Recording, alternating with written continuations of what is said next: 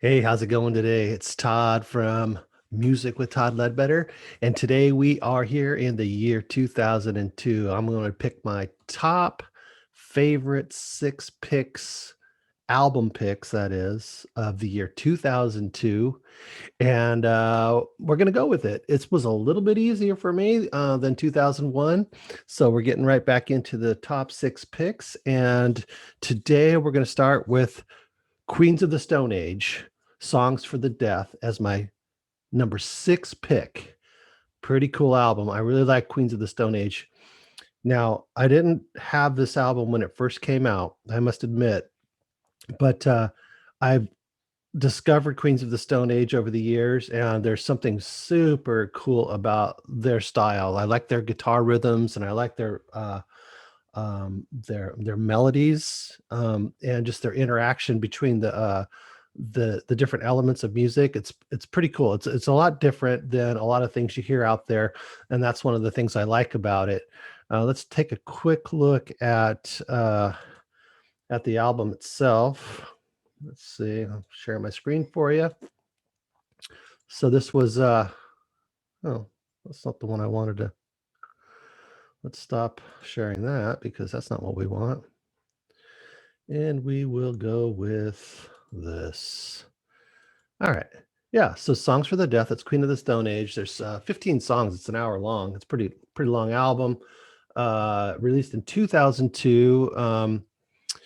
It takes a couple minutes to get into it. The real song for the deaf is just kind of some noises and blips and things like that. And then there's a little conversation thing going on with the second song, but it finally gets into the music. It's funny. I like it, but once you've heard it a couple times, you just kind of want the song to go.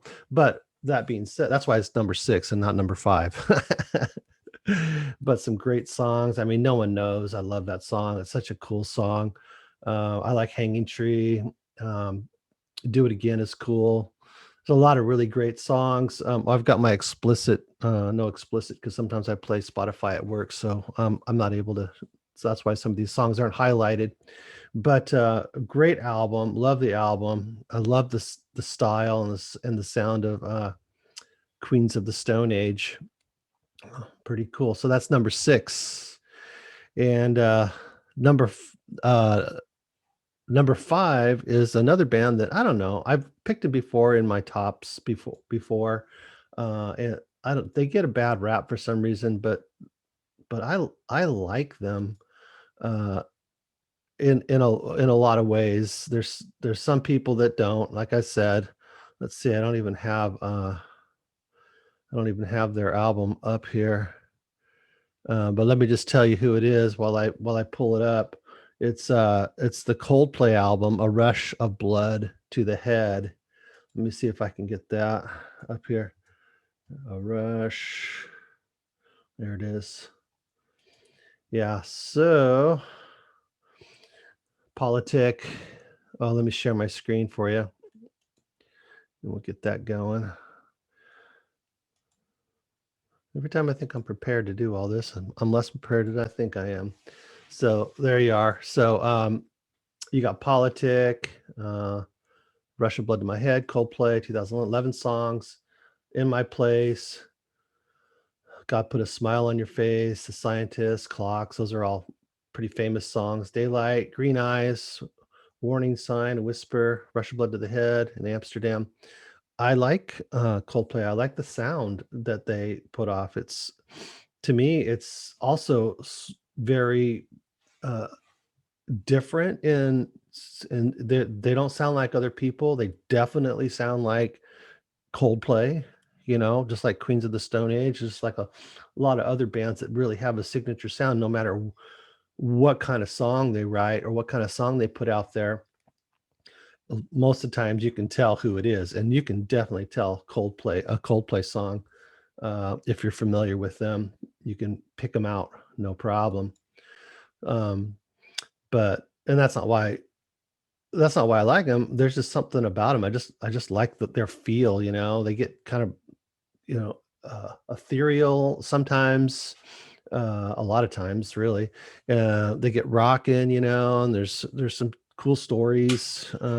and a lot of cool guitar lines and keyboard lines. And I like keyboards and pianos and songs. I know I said I wasn't a synth guy like a couple weeks ago. I don't know why I said that because I'm a prog rock guy, and I am a synth guy. I don't play them, but I sure would like a really good, keyboard player and a synth player and whatever else. Whatever instrument they play, like in prog rock, in Yes or in Genesis or Emerson, Lake and Palmer, or whatever it might be. And I just like that element in a band, having a keyboard. I had one time as a full band. It was he was a keyboard player, and he had all the different sounds, and it was really cool to have that element when you're playing music live. But so I do like that. I haven't had a lot of experience in bands myself having keyboard players, but I did one time, and it was really fun. It was like 5-6 years ago.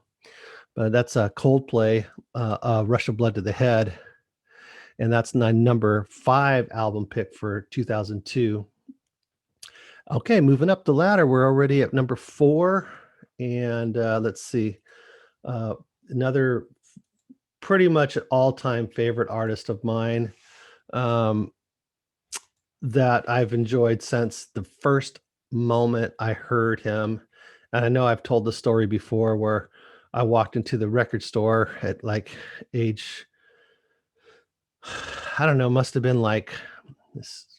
I think that their first album came out, I think in 76. So I was in middle school. So I wasn't driving yet. So I must have rode my bike there.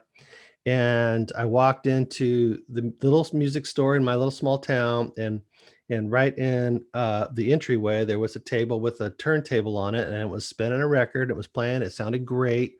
It throughout the whole store, and it was Tom Petty and his first album.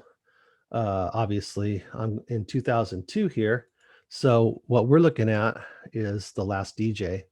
It's a great album. It's kind of a mellow album. Yeah, there's some good licks in here, rockin' songs, but it's got a lot of kind of mellow, acoustic style, Tom Petty and the Heartbreaker songs, which I like. I like those sounds coming from him. I've seen him twice live. Great show, um, and the Last DJ was a pretty big hit. Money Becomes King, Dreamville Joe, When a Kid Goes Bad. There's a lot of great songs. The funny thing, as I was listening to this album, it sort of reminded me of, in a weird way, like a Beatles album in a way. I don't know why. I almost was thinking like White Album. Maybe not exactly, but there was an element of songs and song lineups that sort of it didn't sound like the Beatles, but it gave me sort of that Beatlesque sort of imagery for some reason. Not that there's any comparison to the sounds whatsoever, with harmonies and things like that, but there was an element for some reason that I was feeling kind of Beatlesque for some reason. So that's my number 4. It's The Last DJ by Tom Petty and the Heartbreakers, released in 2002. And it's a great album. Love it. And let's see, my next album for 2002 would be none other than, there we go, share my screen, click, click, click, Foo Fighters. You gotta love the Foo Fighters. One by One. It's a pretty good album. I remember when the Foo Fighters first came out, I thought, and I never was a huge Nirvana fan. I was Nirvana crazy, although, when they first came out and Smells Like Teen Spirit and all that, was cool. I liked it, and it definitely changed the course of music and popular music for sure. But I remember thinking, how is the drummer going to front his own band and have any success whatsoever? Stupid. I know. Yeah. What a great, great band. Dave Grohl is awesome. To me, from what I've seen as a person, he's a good person. But All My Life, another kind of cool, rhythmic, sort of catchy thing, almost in the vein of Queens of the Stone Age in a way. Uh, dun, dun, dun, dun, dun, dun, dun.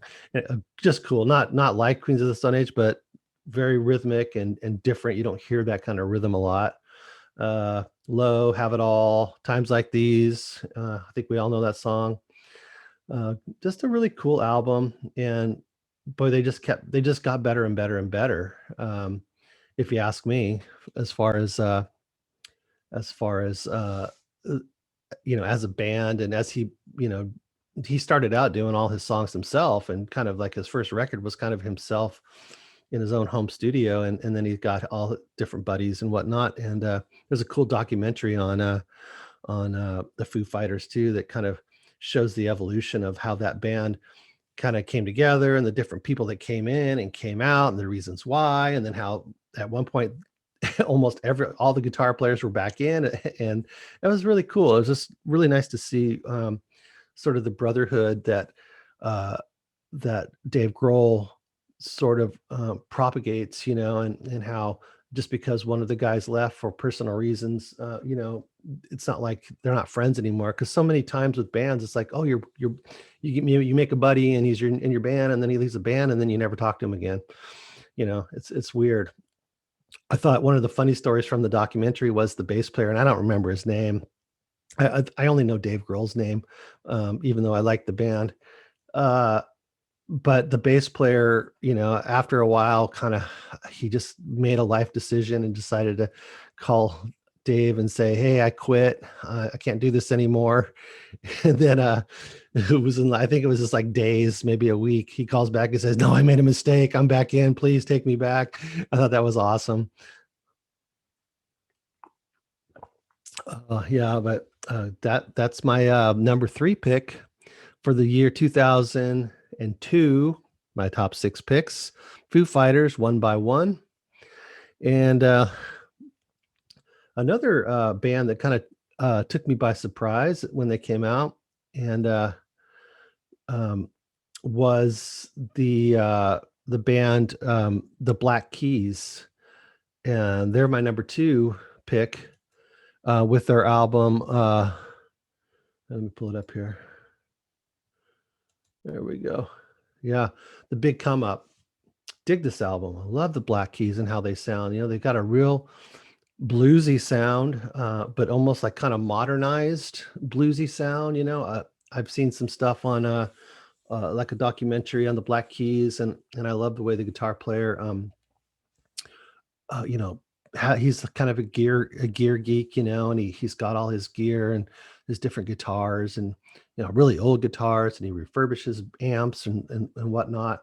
It's really cool, and you can really hear it if you're a blues fan. You can really hear some authentic, vintage instruments, just coming across as pristine blues sound. Um, and there's one cool element of this album is down here where it says she said it," which is kind of funny that I say that the Tom Petty was sort of Beatlesque, and then here this is a Beatles song that they covered, which was really cool. They did a great job, totally different, but sounding, but you recognize the song for sure. But definitely a great effort from the Black Keys. I just like the sound, and I can almost like picture the guitar that he's playing, different ones that he's playing, and the different amps, vintage amps and vintage guitars and whatnot, in my mind when I'm hearing it. Uh, it's so bluesy yet sort of modernized, and you even hear like some pretty traditional blues style licks, and then he'll mix it up a little bit, but he'll throw in just a traditional. I don't know, blues is a lot like that, where a lot of the blues licks you hear are very recognizable, yet everybody makes it their own. It's really cool like that. So that's my number two is the Black Keys, um, the Big Come Up. Well, my dog wants out of the door, but I've got one more album to go, and probably one of my all-time favorite bands, that I've loved, not from the very beginning, I have to admit, um, but I did start buying their albums um, early on, and then I really became a big fan, and that would be the Red Hot Chili Peppers, and they have their By the Way album. Love this album. I listen to this a lot. By the Way, Universally Speaking, This Is the Place, Dose, Don't Forget Me, Zephyr Song, Can't Stop. I love this album. And at this point, their albums just got better and better for a few years to me. So I really love the Red Hot Chili Peppers, and they are my number one pick for my top six album picks of 2002. Red Hot Chili Peppers was my favorite, although these albums are all really good. But I will say that By the Way album really stands sort of above and beyond the rest of these albums to me. I just listened to it way more. I had it when it first came out. I was already kind of a fan, but by the time this album came out, that was it. I was solidified a fan. All right, guys. So that's my list. We have Queens of the Stone Age 6, Coldplay, A Rush of Blood to the Head, number 5, Tom Petty and the Heartbreakers, The Last DJ. Number 4, Foo Fighters, One by One is number 3. Black Keys, The Big Come Up is number 2. And my number 1 top 6 pick for 2002 is By the Way by the Red Hot Chili Peppers. I want to thank you guys for watching today. And if you are interested in supporting the channel, go down into the description. There's some links.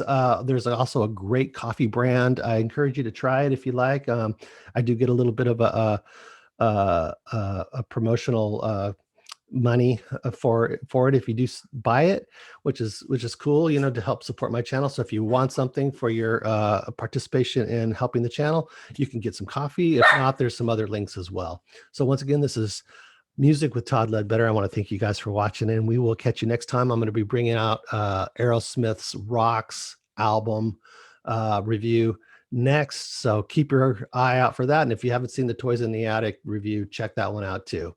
All right, so thanks a lot, guys, and we'll catch you next time. Bye-bye. Oh, I was just going to let him out.